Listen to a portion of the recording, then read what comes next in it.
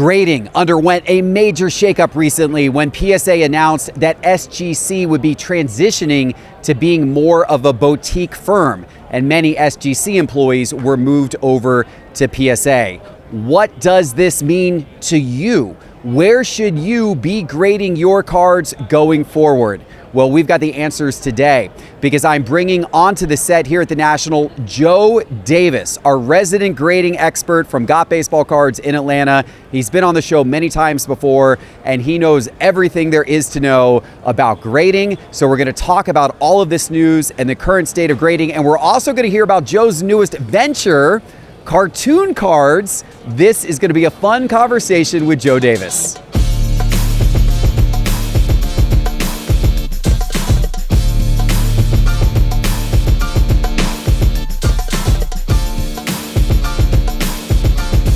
The Jeff Wilson Show is brought to you by Arena Club, the official home of slab packs. Now available every day, slab packs offer an exciting way to collect graded cards with confidence. Plus, every pack comes with an instant offer to buy your slab. Don't miss out. Explore the latest slab packs and more by downloading the Arena Club app. Just search Arena Club in your app store and use promo code SCI20 for 20% off your first purchase. Joe, welcome to the show. Great to be back. Right off the bat, what is this? We got a Joe Davis magazine, cartoon cards. I know we're going to talk more about this, but give me the little preview of what we're going to talk about. Yeah, this is fresh off the press. This is our new brand, a new website. We're just so excited about announcing this here at the National, something I've wanted to do for years, and we finally put it all together. And so it's a site and a brand. It's all focused on the history of cartoon and character-related trading cards over the last 100 years, basically. Wow. We focus on brands like Disney, Hanna-Barbera, Peanuts, Looney Tunes, and the site, cartooncards.com with a Z, is basically a site designed to help collectors, to educate collectors. We provide tens of thousands of images, breakdowns, checklists. And wow, this is a big venture. It is. I've had 2 team members spend the last 4 months building this, and so we're very excited to present this to help the industry. All right, so we're going to talk more about this as we go, but let's start with grading, and then I want to talk a little more about this piece as well, right? So we're here at the National. Obviously, when people are watching this, the National has just ended, but there's been some big news over the last couple of weeks, right? Yeah, exactly. And the grading companies, it always seems like things are happening in that space. We recently learned that Peter, who is the head of SGC, and really the guy who many credit with helping build SGC up during the pandemic and really taking them from being a small little mainly vintage boutique grading company into a mainstream grading company that was grading 150,000 plus cards per month. Right. There were a lot of good reasons to use SGC. We talked about them in previous episodes. But a couple of weeks ago, we found out Peter left SGC, and PSA said SGC is transitioning back to being a boutique grading company, although there's some question as to what that means. Yeah. Some SGC employees are transitioning over to PSA.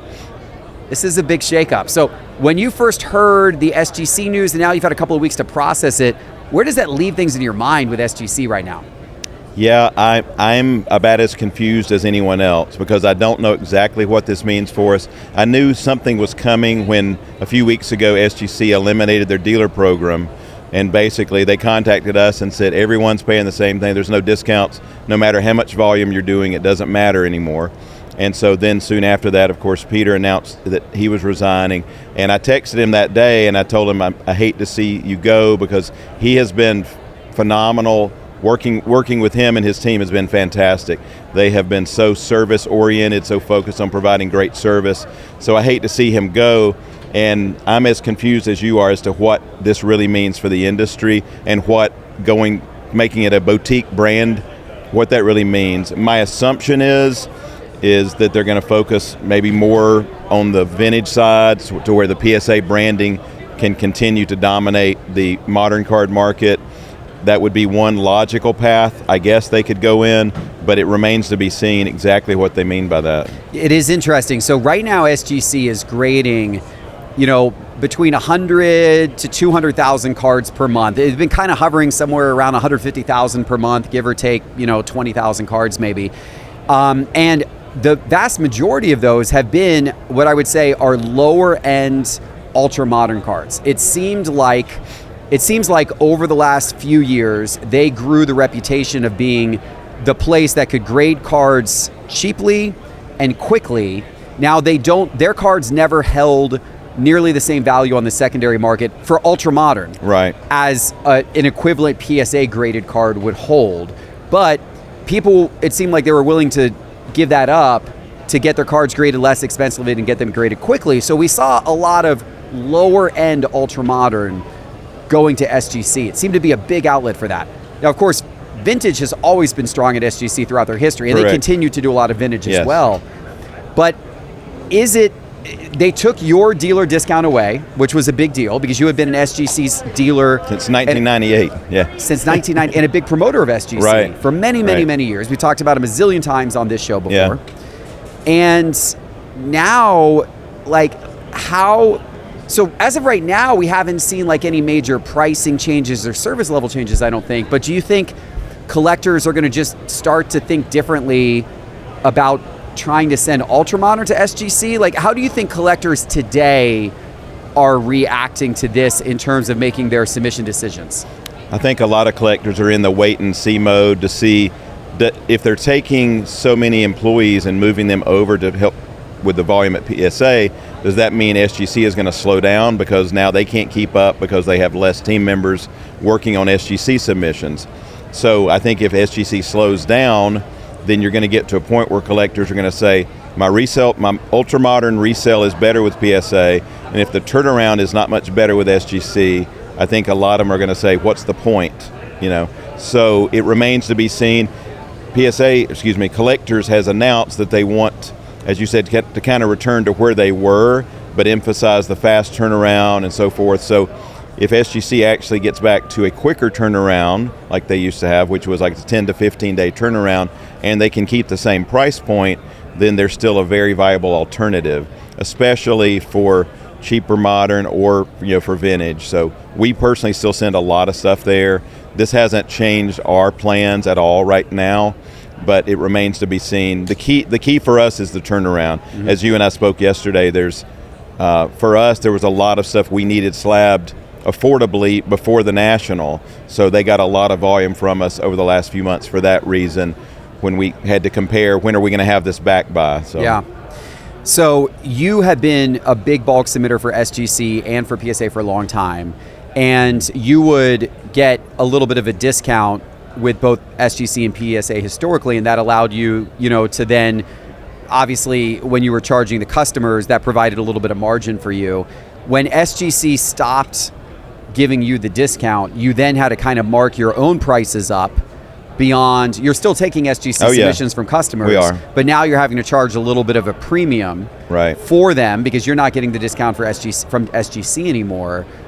Has that slowed down your SGC submission business significantly, or have customers not been that worried about a few dollars? Not really. I mean, our entry-level price point, we didn't change. We only changed the quantity discount. We had to raise that because we had been offering it at $16. We had to move that to $18. And so some submitters who are SGC-only type submitters, it didn't really faze them. And others who want it back quickly, it hasn't phased them. So it remains to, like I said, I think depending on what happens with turnaround is going to be the biggest determinant as to what collectors decide to do. Yeah. Okay. Because if it can still be if they can still stay at a month to 6 week turnaround and PSA's at 3.5 months, that's a big difference. It's an interesting observation. So the turnaround matters a little more to your submitters than the price point within a few dollars, right? Doesn't matter as much. That's interesting. So I guess a lot remains to be seen as to whether SGC is going to remain a viable option for the ultra modern grading based upon if we start to see those turnarounds slow way down or not. And I guess the proof's going to be in the pudding there. We're going to watch over the next couple of months. We're going to see where their posted turnaround times get to. You do have to worry that if PSA took, I heard the number was like around half of SGC's graders and moved them over to PSA, you got to worry that is going to substantially slow down SGC. You would think it would. Yeah. Yeah, and it's me as an inside observer. It's confusing because if I was advising collectors, and I say collectors holdings, that is, you have this great asset in the company SGC, so why would you do things to sabotage them? But there's internal things they're looking at that I'm not privy to. So and I'm sure they have a big picture plan. They just haven't rolled it all out to us yet. Yeah, it's going to be fascinating to watch. So, has your own grading behavior changed at all? Like if you were grading a new set of cards today, are you still kind of approaching the decision of SGC versus PSA the same way you were 6 months ago, or has your thinking about that changed a little bit as a result of all of this? My overall strategies have changed just because on ultra modern cards, more and more they're coming out. I just feel like the quality is not what it was. And on a lot of sets, so we're rejecting more and more cards. Therefore, it's tougher and tougher as a buyer of ultra modern to buy large quantities of a rookie to have them graded, because more and more we're rejecting more and more now when we screen them. Right. So that's been the biggest change. Is just from 5 years ago, there's certain sets that historically graded well. And now we're seeing, even right out of the pack, we're seeing more and more issues. So it seems like quality control has shifted on certain sets. Anyway. Quality control shifted. It does seem that way, I agree. Do you think the grading standards have shifted at all? I know there's a lot of talk about that right now with PSA and how they are grading tougher. I feel like I felt that with some recent submissions, and seeing grades come back that were surprisingly low to me. It's hard to, PSA says, no, their standards haven't changed other than they clarified some things around centering, which happened earlier this year. Which is a big deal. Which is a big deal. Yeah. Do you, is it just a matter of maybe the cards aren't being manufactured as well and that's why we're seeing grade averages drop? Or do you think they are getting a little bit tougher and it's harder to get a 10 today, I'm talking about PSA, than maybe ever before? Well, internally, obviously, there's not going to be an announcement from anyone saying, "Hey, we've suddenly tightened the reins. Things are going to be tougher now." I can tell you, I've had multiple large dealers, large bulk submitters like us, come to me at the National and say their perception of things is that things have gotten tougher. That's just what others have said to me. I'm not making a declarative statement. I'm saying multiple large submitters in the room have come up to me to have this conversation, and that's been the same opinion of everyone. So we can take that with a grain of salt. A lot of submitters I've spoken to feel that way, but as to anything internally, I don't know of anything that's been announced other than the centering. Right. So. No, nothing has been announced, and in fact, PSA says no. It's the same standards. It's the same way of grading. Right. But maybe they're just giving the cards a little more scrutiny today, or maybe the cards just aren't as good quality today. You did mention you're rejecting more. You do a pre-screening service for people who don't know. Yeah. One of the advantages of submitting cards through Got Baseball Cards instead of submitting direct to PSA or SGC or any of the other grading companies is that you offer a service, an optional service, but you offer a service where you'll actually inspect the cards before they go out. And kind of, what do you do if it's an ultra modern and you think it doesn't have a possibility of a 10? That's when you kind of let the customer know. Basically, if we catch flaws on anything on the ultra modern, they get rejected. Now, the caveat is if it's a $5,000 card, you might want if it's a it's a big 1 of 1 or 1 of 5 or something where they still want it holdered, then we check with the submitter hey, this has a slight flaw. Do you still want it graded or not? But just your typical $20, $50, $100 card, if we catch an issue with it to where it's definitely not going to be a 9 or 10, we kick it out, we let the submitter know, we send them images of the rejects, and our team reject several thousand cards per month and on ultra modern cards. So that tells you, we're finding a lot of issues, whether it's centering, whether it's corners, print lines, scratches. There's so many different defects that we catch, and so it's we have massive amounts of rejects coming through the doors that are going back out to the submitters. But for a small nominal fee, it saves them tens of thousands of dollars collectively per month of cards not being submitted because of issues we've found with the cards. Yeah. And by the way, for anyone watching, if you want to submit your cards through Joe Davis and take advantage of this service, best way to do it is to go to sportscardinvestor.com and then go to the grading page. Right on the main menu bar of sportscardinvestor.com, click grading, and right there, it's all of Joe's information, and you can start his submission right there on our sportscardinvestor.com website. Joe, it feels to me like this would be the moment with this SGC news happening. It feels like this would be the moment that one of the other grading companies should pounce. BGS, Beckett, should reverse the trend of falling market share and take advantage of this moment and say, okay, things are happening at SGC. They may start slowing down and not getting as many submissions. We want to grab that market share instead of it just going back to PSA. Or CGC. Right. Should pounce and do something big and take advantage of this moment and not just allow it all to go to PSA. PSA is so dominant right now. Like so dominant in the number of cards that they get compared to these other companies, especially for sports. It's just a wild chasm right now. Do you think that Beckett or CGC are going to do that? Like, do you see tide shifting here maybe in favor of one of those two companies? Yeah, it remains to be seen. I mean, obviously CGC has made huge strides in gaming with TCG cards. And Beckett, I will say, BGS has, with us, they have greatly improved turnaround times. We have seen our BGS volume improve quite a bit lately because the turnaround times have been really good for us. And so we're getting things back with them in about 6 weeks now, way better than it used to be. So that's a big improvement. And I know they have some new leadership in different areas there that I believe are trying to do the right things. I think one of their challenges is still on the marketing side. You know, you just don't hear them branding themselves like they did back in the day. And so in some cases, they're an afterthought in grading. And I think they're going to have to really step up there, put the money into the marketing to remind collectors of who they are. You know, there's such a heritage and legacy there. I just think they've become, you know, their percentages are so tiny relative to any of the other companies right now. So remains to be seen. But CGC, like I said, they're already made plenty of inroads in gaming, so we'll see if they can take advantage of this, you know, and we'll see what happens. But it's going to be interesting to watch. I feel like this is the moment. I don't know if they're out there listening, but like, man, take advantage of this moment, this shift that's occurring right now with SGC. There's probably some market share up for grabs. Yeah, if SGC truly goes down in submission volume as planned out by by collectors, if they're doing some realignment and their volume goes down, there's certainly going to be an opening there.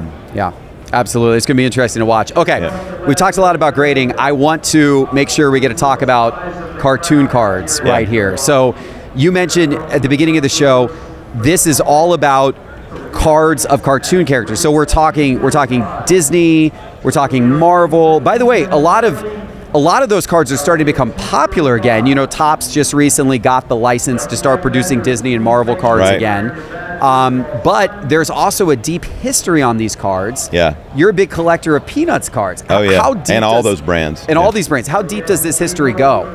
So I mean, I've been doing it for years, but this really started a few months ago. I was having a conversation with my wife, and I said, there's just really, as a collector, I'm like, I can't find a site out there that really provides good information that covers all these key brands that have been around for decades, but yet are still relevant.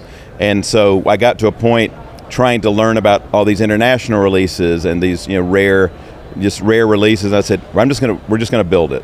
So I put one of our team members who was running our Whatnot at the time, and I said, I've got a bigger project for you. We're gonna build something that nobody else has done. And so Jared Hamby started designing our site, and other team members have assisted him with it. But the site is 99% just designed to help collectors.